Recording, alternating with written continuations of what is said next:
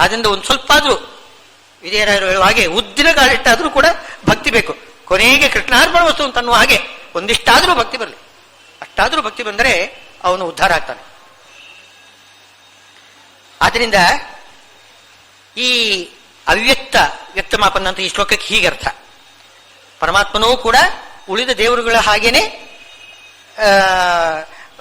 ಜಡ ಶರೀರ ಉಳ್ಳವನು ಪರಮಾತ್ಮ. ಆದ್ದರಿಂದ ಬೇರೆ ದೇವತೆಗಳಿಗೂ ಪರಮಾತ್ಮನಿಗೆ ಏನಪ್ಪ ವ್ಯತ್ಯಾಸ? ನಮಗೆ ಬೇಕಾದ ಅಭೀಷ್ಟವಾದ್ದು ಯಾರು ಬೇಕಾದ್ರೂ ಕೊಟ್ಟರು ಅವನ್ನು ಪೂಜೆ ಮಾಡ್ತೇವೆ ನಾವು.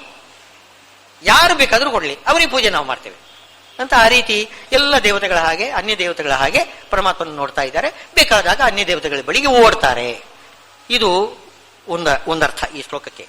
ಇನ್ನೊಂದು, ಪರಮಾತ್ಮ ಅವ್ಯಕ್ತ, ಜೀವ ವ್ಯಕ್ತ ಏನೋ ಇರುವುದು. ನೀ ಹಿಂದೆ ಹೇಳಿದ ಹಾಗೆ ಪರಮಾತ್ಮ ಯಾವತ್ತೂ ಕೂಡ ಜಡ ಶರೀರವನ್ನು ಪಡೆದು ವ್ಯಕ್ತನಾಗುವುದಿಲ್ಲ. ಜೀವ ಜಡ ಶರೀರ ಪಡೆದು ಅದರಲ್ಲಿ ವ್ಯಕ್ತನಾಗುತ್ತಾನೆ. ಅವ್ಯಕ್ತ ಅಂದರೆ ಪರಮಾತ್ಮ, ವ್ಯಕ್ತ ಅಂದರೆ ಜೀವ. ಇವರೇನ್ ಮಾಡ್ತಾರೆ ಅಂದ್ರೆ, ಅವ್ಯಕ್ತನಾಗಿರತಕ್ಕಂತಹ ಭಗವಂತ ಬೇರೆ ಅಲ್ಲ, ವ್ಯಕ್ತನಾಗಿರತಕ್ಕಂತಹ ಜೀವ ಬೇರೆ ಅಲ್ಲ. ಅವನೂ ಹಾಗೇನೆ ಏನೋ ಒಬ್ಬ ಜೀವಾಭೇದವನ್ನು ಹೇಳೋದು. ಪರಮಾತ್ಮನಿಗೆ ಜೀವಾಭೇದವನ್ನು ಹೇಳೋದು. ಈ ತರ ತಿಳ್ಕೊಳ್ತಕ್ಕಂಥವ್ರು ಇದ್ದಾರೆ. ಅವ್ಯಕ್ತಂ ವ್ಯಕ್ತಿ ಮಾಪನ್ನಂ. ನಿಜವಾಗಿಯೂ ನೋಡಿಕೋದ್ರೆ ಅವನ ಸ್ವರೂಪ ಪರಂಭಾವಂ. ಪರ ಅಂತಂದ್ರೆ ಅತ್ಯಂತ ವಿಲಕ್ಷಣವಾಗಿರ್ತಕ್ಕಂಥದ್ದು. ಅಜಾನಂತ, ಅದು ಗೊತ್ತಿರುವುದಿಲ್ಲ. ಯಾಕೆ? ವೈಲಕ್ಷಣ್ಯನೇ ಕಾಣಿಸುವುದಿಲ್ಲ. ಏನು ಶರೀರವನ್ನು ನೋಡಿದರೆ, ಕಣ್ಣಿನಲ್ಲಿ ನೋಡಿದರೆ ಯಾವ ವ್ಯತ್ಯಾಸನೂ ಕಾಣಿಸುವುದಿಲ್ಲ. ಜಡ ಶರೀರವೋ ಅದು ಅಪ್ರಾಕೃತ ಚಿನ್ಮಯವಾದ ಶರೀರವೋ ಗೊತ್ತಾಗುವುದೇ ಇಲ್ಲ. ಅದು ಜ್ಞಾನಿಗಳಿಗೆ ಗೊತ್ತಾಗುತ್ತೆ. ಜ್ಞಾನಿಗಳಿಗೆ ಮಾತ್ರ, ಅಪರೋಕ್ಷ ಜ್ಞಾನಿಗಳಿಗೆ ಮಾತ್ರ ಗೊತ್ತಾಗ್ತದೆ, ಉಳಿದವರಿಗೆ ಗೊತ್ತಾಗುವುದಿಲ್ಲ. ಜಡ ಶರೀರ ಹಾಗೆ ಕಾಣಿಸುತ್ತೆ. ಅದಕ್ಕೆ ಬೇಕಾದಷ್ಟು ಮೋಹನ ಉಂಟು ಮಾಡಿಕೊಡ್ತಾನೆ ಭಗವಂತ. ಶ್ರೀಕೃಷ್ಣ ಮಧುರೆಗೆ ಹೋದಾಗ, ಕಂಸನನ್ನು ನೋಡ್ಲಿಕ್ಕೆ ಹೋದಾಗ ಅಲ್ಲಿ ಕ್ಷೌರ ಮಾಡಿಸ್ಕೊಂಡ ಅಂತೆ. ಕ್ಷೌರಿಕನ ಕತ್ತಿಗೆ ಭಗವಂತನ ಕೂದಲು ಕಟ್ಟಾಯ್ತಂತೆ. ಒಂದು ರೋಮ ಕಟ್ಟಾದರೆ ರೋಮಚ್ಛೇದೇ ಜಗಚ್ಛೇದ ಅಂತ ಯುಕ್ತಿ ಮಲ್ಲಿಕಾದಲ್ಲಿ ವಾದಿರಾಜರು ಹೇಳ್ತಿದ್ದಾರೆ. ಒಂದು ರೋಮ ತುಂಡಾಯಿತು ಅಂತಂದ್ರೆ ಆ ರೋಮ ಕೂಪದಲ್ಲಿ ಬ್ರಹ್ಮಾಂಡ ಕೋಟಿಗಳು ಇರ್ತವೆ. ಈ ಜಗತ್ತೇ ನಾಶವಾಗಿಬಿಡ್ತಕ್ಕಂಥದ್ದು ಎಲ್ಲಿದೆ? ಅಚ್ಛೇದ್ಯ ಅಭೇದ, ಅಚ್ಛೇದ್ಯೋಯಂ ಅಭೇದ್ಯೋಯಂ ಅಂಥದ್ರಲ್ಲಿ ಒಬ್ಬ ಕ್ಷೌರಿಕ ಕತ್ತರಿನಲ್ಲಿ ಕಟ್ ಮಾಡಿದಂತೆ, ಕೂದಲನ್ನು ಕಟ್ ಮಾಡಿದ. ಅದು ಎಂಥ ಕೂದಲದು? ಸಚ್ಚಿದಾನಂದಮಯವಾಗಿರ್ತಕ್ಕಂಥ ಕೂದಲು. ಒಂದು ಕಪ್ಪು ಕೂದಲೇ ಒಂದು ಕೃಷ್ಣನಾಗಿ ಅವತಾರ ಮಾಡಿದೆ. ಒಂದು ಬಿಳಿ ಕೂದಲು ಏನು ಬಲರಾಮನಲ್ಲಿ ಆವೇಶ ಹೊಂದಿದೆ. ಪರಮಾತ್ಮನಿಗೂ ಆ ಕೂದಲಿಗೂ ಏನೂ ವ್ಯತ್ಯಾಸವಿಲ್ಲ. ಪರಮಾತ್ಮನಷ್ಟೇ ಶಕ್ತಿ. ಪರಮಾತ್ಮಗೆ ಎಷ್ಟು ಸುಂದರನೋ ಕೂದಲು ಕೂಡ ಅಷ್ಟೇ ಸುಂದರ. ಏನ್ ಹೇಳ್ಬೇಕಿದಕ್ಕೆ? ಪರಮಾತ್ಮ ಎಷ್ಟು ಸಾಕ್ಷಾತ್ ಮನ್ಮಥ ಆಗಿರ್ತಾನೆ. ಅದೇ ರೀತಿಯಲ್ಲಿ ಅವನ ಕೂದಲು ಸಾಕ್ಷಾತ್ ಮನ್ಮಥ ಅಂತ ಗೋಪಿಯರು ಅವನನ್ನೇ ಕೊಂಡಾಡಿದ್ದಾರೆ. ವ್ಯತ್ಯಾಸನೇ ಇಲ್ಲ. ಈ ವ್ಯತ್ಯಾಸವನ್ನು ತಿಳ್ಕೊಳ್ಳುವುದಿಲ್ಲ, ಜೀವ ಅಂತ ಹೇಳಿಬಿಡ್ತಾರೆ. ಇವರು ಏನು ಅಂತಂದ್ರೆ ಅಲ್ಲಿ ಅಬುದ್ಧಯ ಅಂತಂದಿದ್ದಾರೆ. ಬುದ್ಧಿ ಇಲ್ಲ ಮಾತ್ರ ಅಲ್ಲ, ದುರ್ಬುದ್ಧಿ ಉಳ್ಳವರು ಅಂತ ಅರ್ಥ. ಆ ಶಬ್ದಕ್ಕೆ ಏನು ವಿರುದ್ಧ ಅಂತಲೂ ಅರ್ಥ ಇದೆ, ವಿರುದ್ಧವಾದಂತ ಅಂತಲೂ ಅರ್ಥ ಇದೆ. ನನ್ನಿಗೆ ಎರಡು ಅರ್ಥ ಇದೆ. ಅಭಾವ ಅಂತಲೂ ಅರ್ಥ ಇದೆ, ವಿರೋಧ ಅಂತಲೂ ಅರ್ಥ ಇದೆ. ಅಬುದ್ಧಿ ಅಂತಂದ್ರೆ ಬುದ್ಧಿಗೆ ವಿರುದ್ಧವಾಗಿರತಕ್ಕಂಥದ್ದು ಅನ್ಯಥಾಜ್ಞಾನ. ಅನ್ಯಥಾಜ್ಞಾನಿಗಳಾದ್ದರಿಂದ ಅವರು ನರಕ ಭಾಗಿಗಳು, ನರಕಕ್ಕೆ ಹೋಗ್ತಕ್ಕಂಥವ್ರು. ಈ ರೀತಿ ತಿಳಿತಕ್ಕಂಥವ್ರು. ಮೊದಲು ಹೇಳಿರ್ತಕ್ಕಂತಹ ಅರ್ಥ ಅದು ತ್ರೈವಿದ್ಯರಿಗೆ ಹೇಳಿದ್ದು.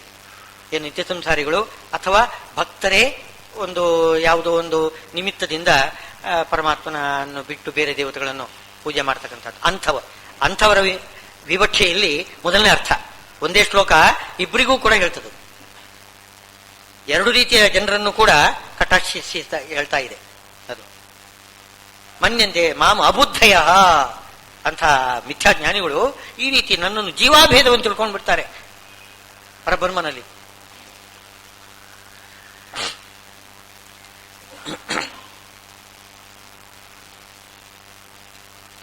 ಇನ್ನೊಂದು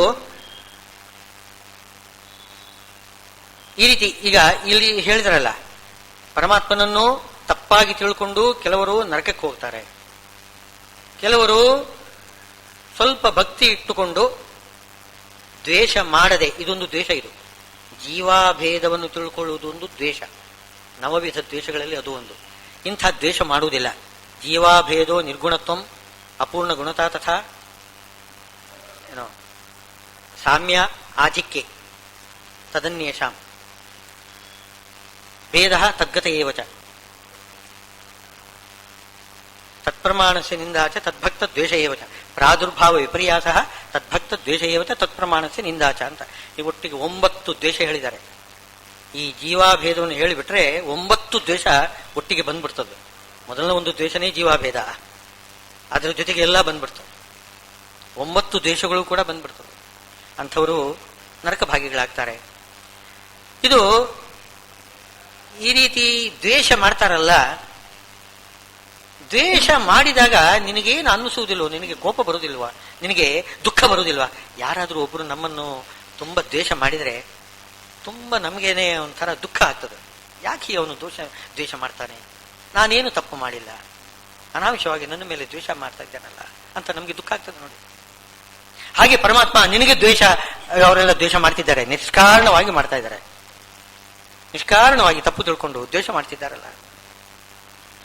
ಜೀವರಿಗೆ ಮೋಕ್ಷ ಕೊಡ್ತಕ್ಕಂಥವನು ಅಪರಾಕೃತ ಸುಂದರ ಚಿನ್ಮಯ ಸಚಿದಾನಂದಮಯ ಸ್ವರೂಪನಾಗಿರ್ತಕ್ಕಂಥ ಭಗವಂತನನ್ನು ಜೀವ ಅಂತ ತಿಳ್ಕೊಂಡ್ರೆ, ಜೀವಾಭೇದವನ್ನು ತಿಳ್ಕೊಂಡ್ರೆ ಎಷ್ಟು ದ್ವೇಷ, ಎಲ್ಲ ದ್ವೇಷಗಳು ಬಂದ್ಬಿಟ್ಟು ಹಾಗಾಯ್ತು.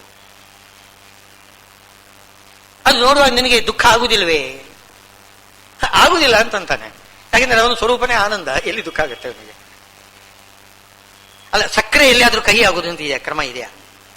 ಜೇನು ಕಹಿ ಆಗ್ತದ? ಅದು ಸ್ವಭಾವನೆ, ಸಿಹಿ, ಅದು ದುಃಖ ಬರಲಿಕ್ಕೆ ಸಾಧ್ಯ ಇಲ್ಲ. ಆದ್ರೆ ಕಾರಣ ಕೊಡ್ತಿದ್ದಾನೆ.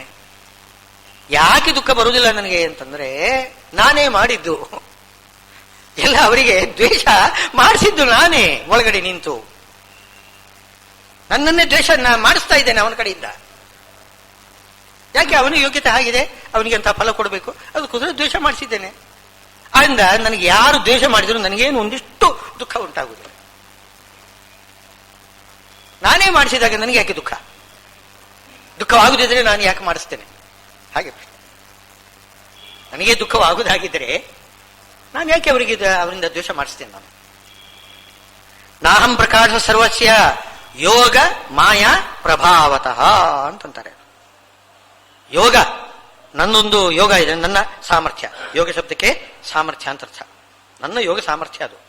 ಇನ್ನೊಬ್ಬರ ಹೃದಯದಲ್ಲಿ ಪ್ರವೇಶ ಮಾಡಿ ಅವರಿಗೆ ಬುದ್ಧಿ ಕೆಡಿಸಿ ಅವರಿಂದ ದ್ವೇಷ ಮಾಡಿಸೋದು, ಅವರಿಗೆ ನರಕಾದಿಗಳನ್ನು ಕೊಡೋದು, ಅದೆಲ್ಲ ದೊಡ್ಡ ಒಂದು ಯೋಗ ಸಾಮರ್ಥ್ಯ. ಎತ್ರ ಯೋಗೇಶ್ವರ ಕೃಷ್ಣ ಎತ್ರ ಪಾರ್ಥೋ ಧನುತರ. ಯೋಗ ಯೋಗ ಅಂತಂದ್ರೆ ಪರಮಾತ್ಮ, ಮಹಾಯೋಗ, ಮಹಾಯೋಗಿ ಅವನು. ಯೋಗ ಅಂತ.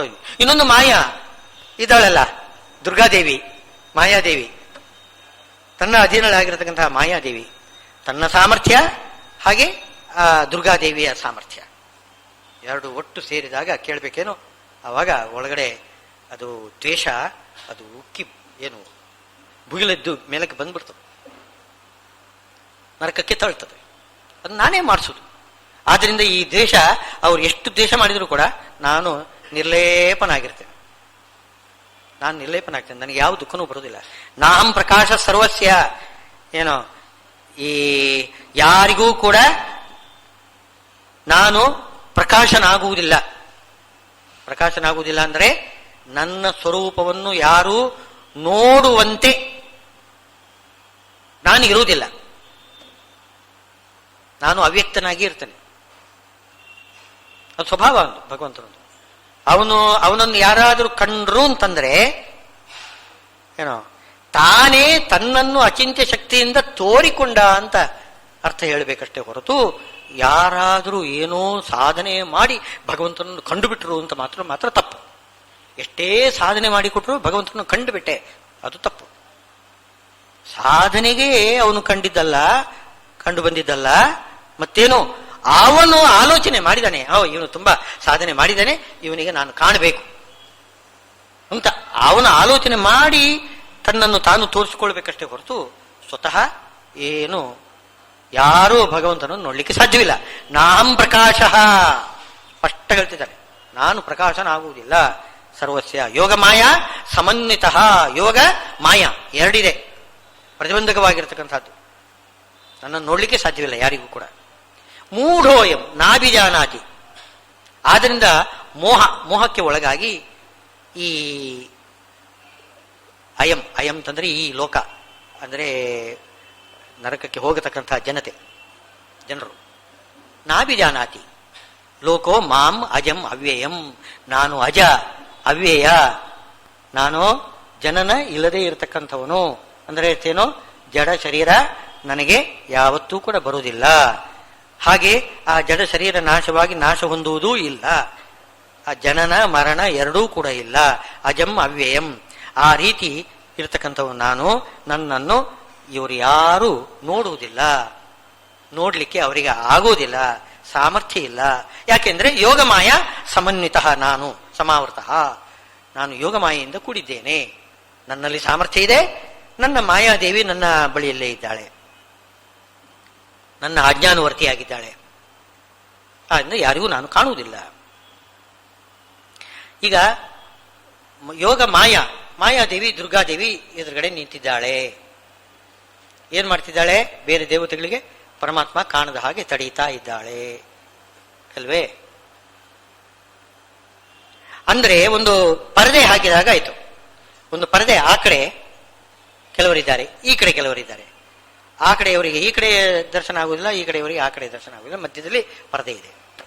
ಹೀಗೆ ದುರ್ಗಾದೇವಿ ಮಧ್ಯದಲ್ಲಿ ಪರದೆ ಹಾಗೆ ನಿಂತುಕೊಂಡು ಆ ದುರ್ಜನರಿಗೆ ಪರಮಾತ್ಮ ಕಾಣದ ಹಾಗೆ ಅವಳು ಅಡ್ಡಲಾಗಿ ನಿಂತುಕೊಂಡ್ರೆ, ಈ ಕಡೆಯಿಂದ ಪರಮಾತ್ಮನಿಗೂ ಕೂಡ ಅವರು ಕಾಣಿಸುವುದಿಲ್ಲ ಅಲ್ವಾ ಅಂತ ಒಂದು ಪ್ರಶ್ನೆ ಬರ್ತದೆ. ಪರದೆ ಅಂದ್ರೆ ಏನೋ ಆ ರೀತಿ ಮುಚ್ಚತಕ್ಕಂತಹ ಪರದೆ ಅಂತಂದ್ರೆ ಎರಡು ಕಡೆಗೂ ಅದು ದರ್ಶನ ಪ್ರತಿಬಂಧ ಮಾಡಲೇಬೇಕು ತಾನೆ.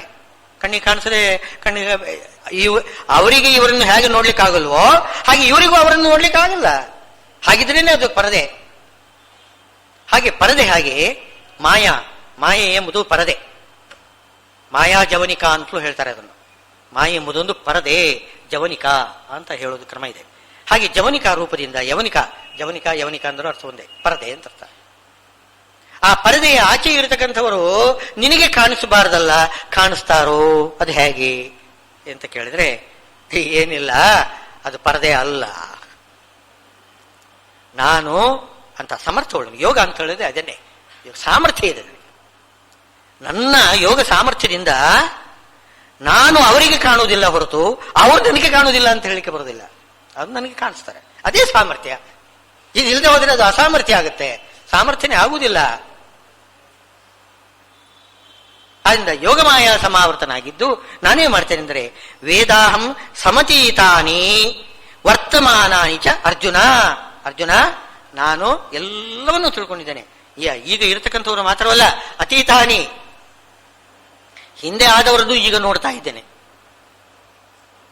ತ್ರಿಕಾಲಜ್ಞಾನಿ ಅವನು ಹಿಂದೆ ಆದದ್ದನ್ನು ನೋಡ್ತಿರ್ತಾನೆ, ಮುಂದೆ ಆಗುವುದನ್ನು ನೋಡ್ತಿರ್ತಾನೆ, ಈಗ ಇರುವುದನ್ನು ನೋಡ್ತಿರ್ತಾನೆ. ಮೂರೂ ಕೂಡ ಅವನಿಗೆ ಕಣ್ಣಿಗೆ ಕಾಣಿಸ್ತದೆ. ವೇದಾಹಂ ಸಮತೀತಾನಿ ವರ್ತಮಾನಾನಿ ಭವಿಷ್ಯಾಣಿ, ಅತೀತಾನಿ ವರ್ತಮಾನಾನಿ ಭವಿಷ್ಯಾಣಿ, ಮೂರೂ ಕಾಲದಲ್ಲಿರ್ತಕ್ಕಂತಹ ಎಲ್ಲ ಪದಾರ್ಥಗಳನ್ನು ನಾನು ನೋಡ್ತೇನೆ. ಮಾಂತು ವೇದ ನ ಕಶ್ಚನ, ನನ್ನನ್ನು ಮಾತ್ರ ಯಾರೂ ತಿಳಿಯಲಿಕ್ಕೆ ಆಗುವುದಿಲ್ಲ. ಈ ಯೋಗ ಮಾಯಾ ಸಮಾವರ್ತನ ಆಯ್ತರಿಂದ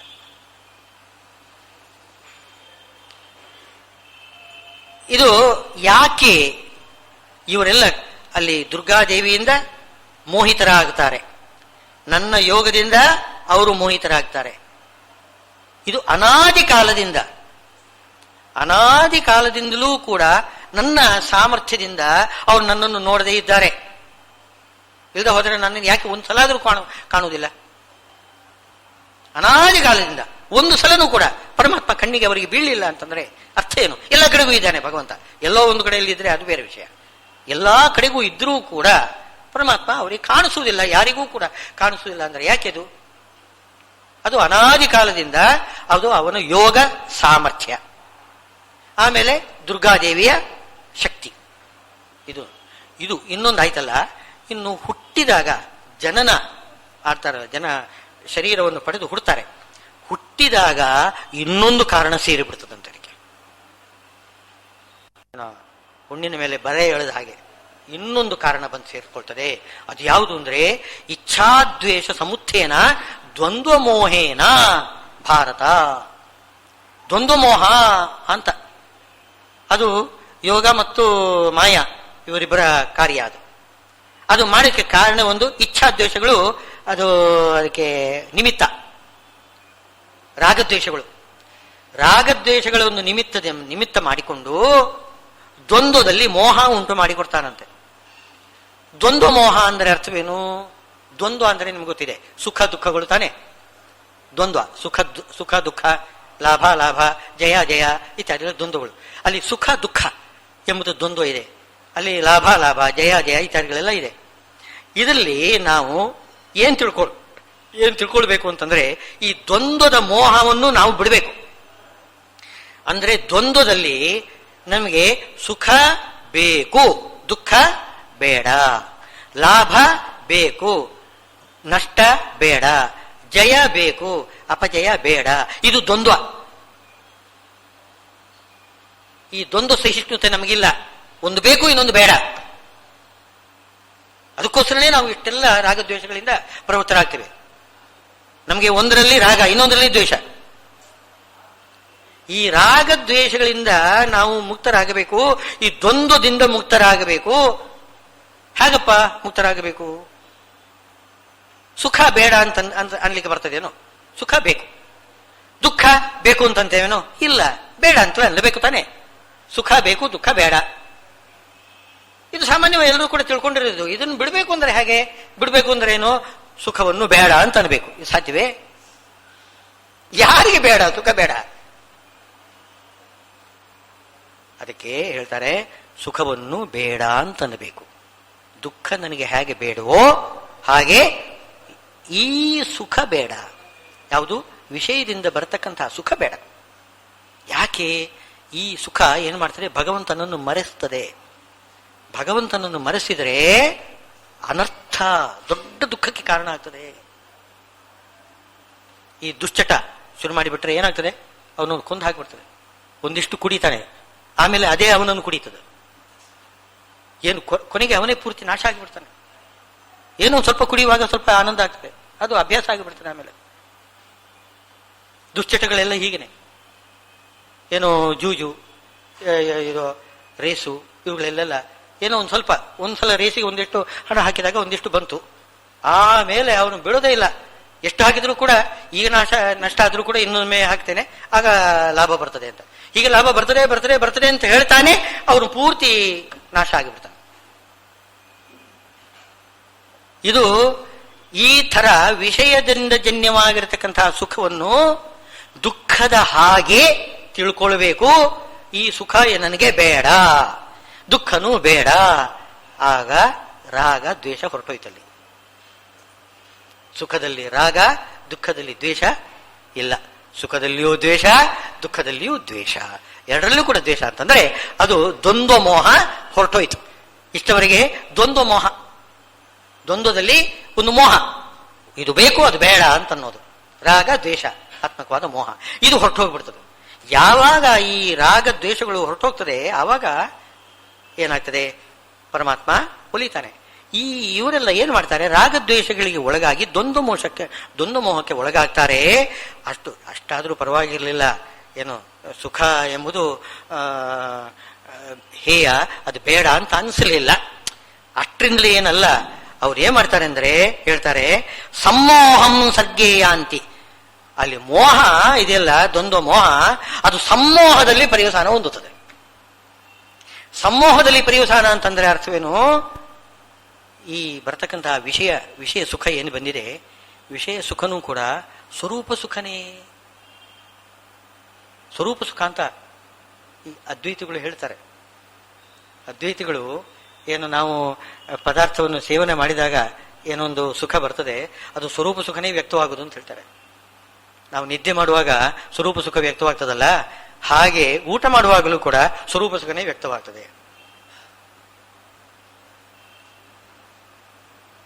ಎಲ್ಲ ವಿಷಯ ಸುಖ ಅನುಭವಿಸುವಾಗಲೂ ಕೂಡ ಸ್ವರೂಪ ಸುಖನೇ ವ್ಯಕ್ತವಾಗ್ತದೆ.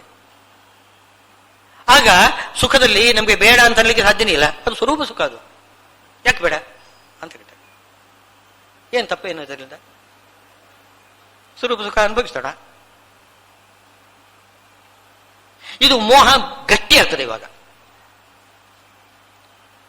ಸುಖ ಅಂದ್ರೆ ಬೇಕು ಅಂತ ಅನ್ಸದೆ, ಆದ್ರೆ ವಿಚಾರ ಮಾಡಿದಾಗ ಅದು ಕೂಡ ಅನರ್ಥಕ್ಕೆ ಕಾರಣ ಇಂತೆಲ್ಲ ಇದ್ರೆ ಅವಾಗ ಅದು ಬಿಟ್ಟು ಹೋಗ್ಬೋದು. ಇದು ಹಾಗಲ್ಲ. ಸ್ವರೂಪ ಸುಖ ಅಂತಂದ್ಮೇಲೆ ಅದು ಅನರ್ಥಕ್ಕೆ ಕಾರಣ ಅಲ್ವಲ್ಲ. ವಿಷಯ ಸುಖನೇ ಸ್ವರೂಪ ಸುಖ ಅಂತ ತಪ್ಪು ತಿಳ್ಕೊಂಡ್ಬಿಟ್ರೆ ಆವಾಗ ಮೋಹದಿಂದ ಏನಾಗ್ತದೆ? ಸಮೋಹ ಉಂಟಾಗ್ತದೆ, ಗಟ್ಟಿಯಾಗ್ತದೆ.